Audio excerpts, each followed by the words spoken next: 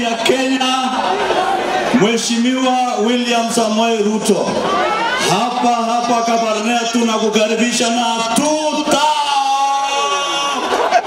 Hata kama ingewezekana ingekuwa long term. Namna gani? Senatosha long term.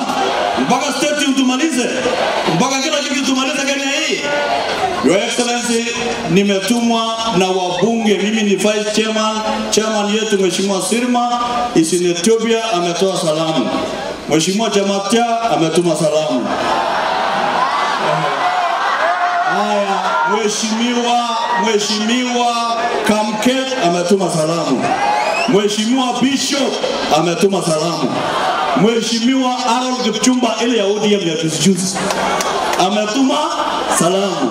Mheshimiwa Rais kwa niaba ya watu ya London, watu ya Baringo North, mpaka huko Barwesa ambaye ni tauni yako, sisi tunasema asante kwa kutuongezea barabara kutoka Barwesa mpaka Koloa ya kuunganisha Wakenya wote. Kwa sababu ya Kapchepkor tuko na 600 affordable hostels ya watoto wetu. Tunasema asante. Your Excellency, kwa sababu ya security nimefungua mashule yote ya Baringo North. Tunasema asante. Kwa sababu ya hiyo vitu yote tunasema sisi watu wa UDA ni system of facts. Wale wengine kina wa Munyoro ni system ya propaganda na uongo, na tunawapeleka mbio.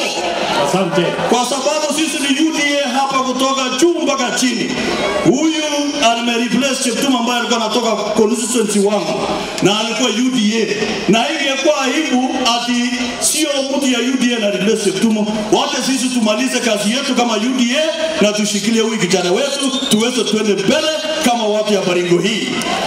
Lastly, Your Excellency, kuna maji hapa ambayo haijasemwa.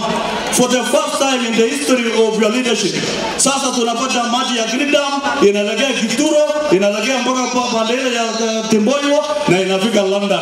Sasa watu ya London wanakunywa maji tele kwa sababu yako, Your Excellency. Asanteni sana na Mungu awabariki. Haya, wacha nimuite Bwana Kiboreko.